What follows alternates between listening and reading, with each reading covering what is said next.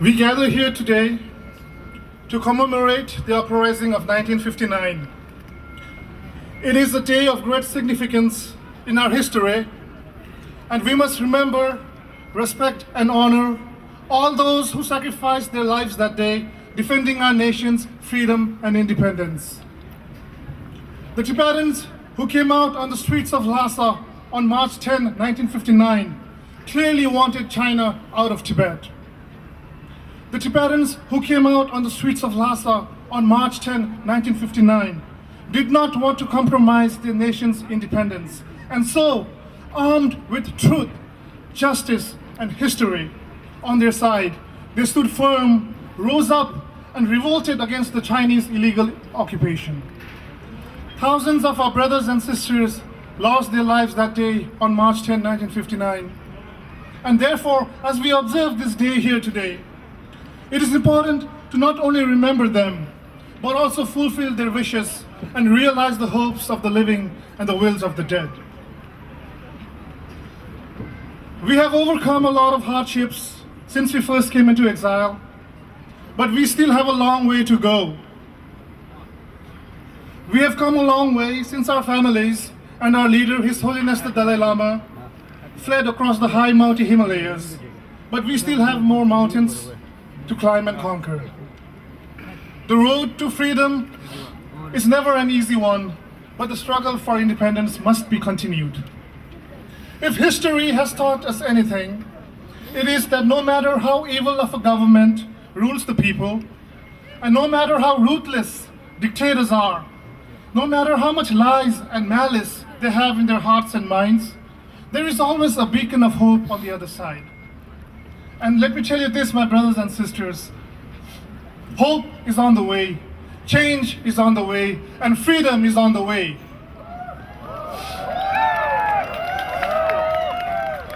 As we assemble here today in front of the United Nations, I want to remind you all that we are here because we are Tibetans.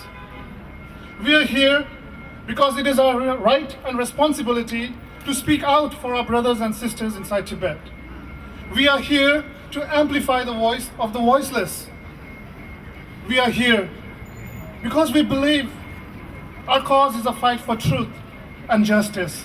And therefore, if the United Nations is an institution that truly stands for truth, justice, and equality, freedom, peace, and human rights, then it is their duty to stand up, speak up, and take immediate, concrete actions for the people of Tibet. The illegal occupation and invasion of Tibet has led to deaths of over 1.2 million Tibetans and thousands of others having been displaced, fleeing our nation. The United Nations, since its inception, is one of the most powerful organizations in the world to enforce peace and stability all across the world. They are present in the war-torn regions in Africa. You can see them in Haiti and Guatemala, El Salvador in South America. They are there in Cambodia and East Timor. They are there in these countries because there's conflicts in those regions.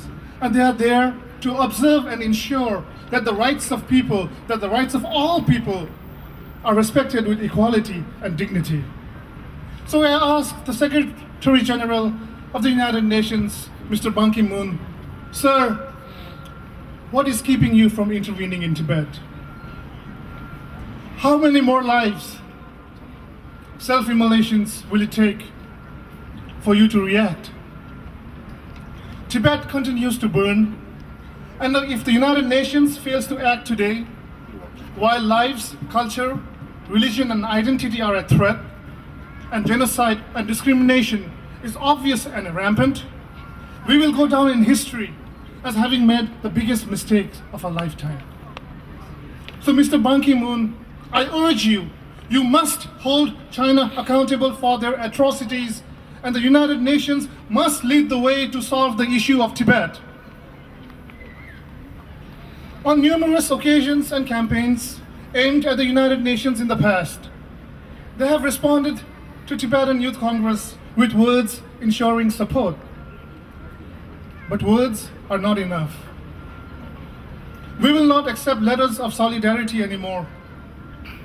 We need the United Nations to show us that they are sincere in resolving the Tibet issue by taking immediate actions against China now. China needs the world more than the world needs China. You cannot have one set of rules for rogue nations and dictators like Iraq and North Korea, and then turn a complete blind eye and not apply the same set of rules to nations like China and dictators like Xi Jinping. When you continue to ignore human rights violations, then the people of the world start losing trust in you. We still believe in the United Nations, and we trust that you will do the right thing soon. The situation inside Tibet is a critical one. Since 2009, over 127 Tibetans have self-immolated, sacrificing their lives for the nation's freedom and independence. We have also witnessed 4 of our brothers self-immolate in exile. In 2013, Tibetans living in Tibet took resistance to a whole new level. With courage and belief in their hearts and minds, Tibetans living in Tibet have said no to raising the flag of China over their homes, resulting in many being beaten and subsequently arrested. We also saw monks in the Karzai region of Tibet handing out pamphlets and calling for Rangzhen or independence. The year also saw huge crackdowns in monasteries all over Tibet, including the holy seats of Sera and Gandhi and Drepung. Additionally, the Beijing government has intensified their crackdowns and campaigns against intellectuals, writers, singers, and filmmakers.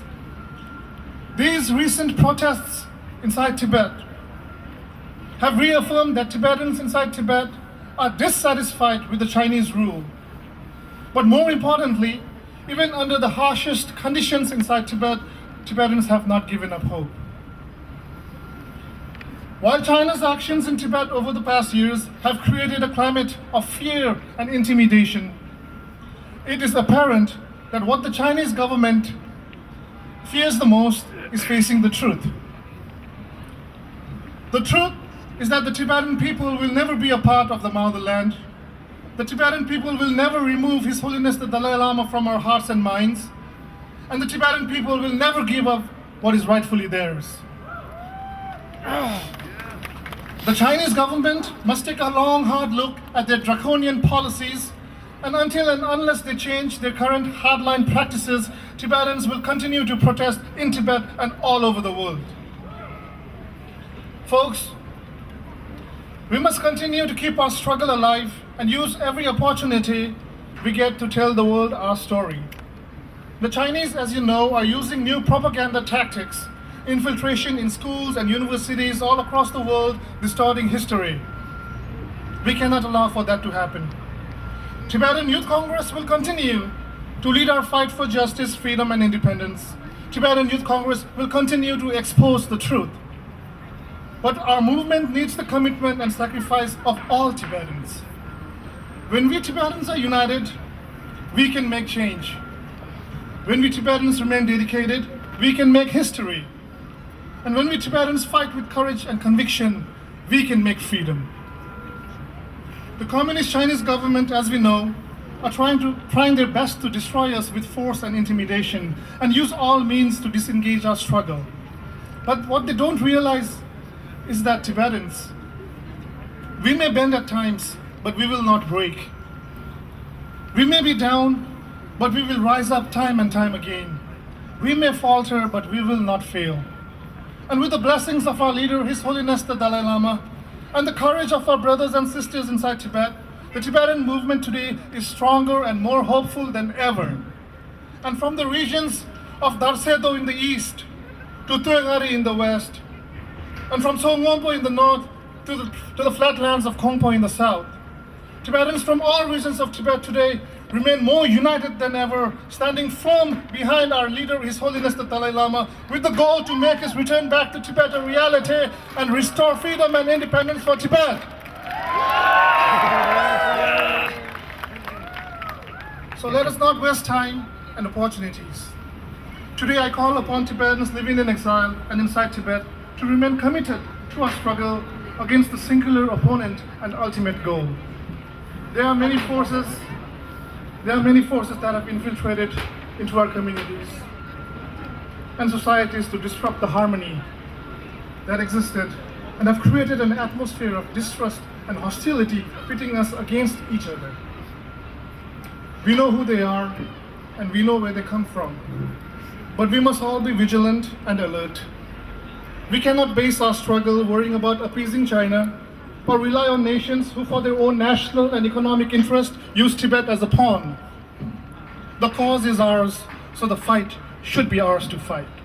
We must stand, speak, and take responsibility for our movement. Since the illegal invasion of Tibet in 1949, we have seen major changes throughout the world. Nations once under occupation have regained their freedom. Nations ruled under brutal dictators have overthrown their leaders and democracy has prevailed. No matter what adversities lies ahead, and no matter what the price one has to pay for freedom, when we take a look back at other movements for sovereignty and independence, one thing remains constant, and that is, if we believe in our struggle, if we remain united, if we adapt to times and innovation, and if we don't give up hope, then change will come to Tibet. Freedom will come to Tibet. The evil forces of the Chinese government will be defeated. Tibet will be victorious, and together we will free Tibet. Thank you and Pagalo! Pagalo! Pagalo! China out of Tibet now! China out of Tibet now! China out of Tibet now! Wake up, United Nations! Wake up, United Nations! Wake up, United Nations! Wake up, United Nations! Pagalo!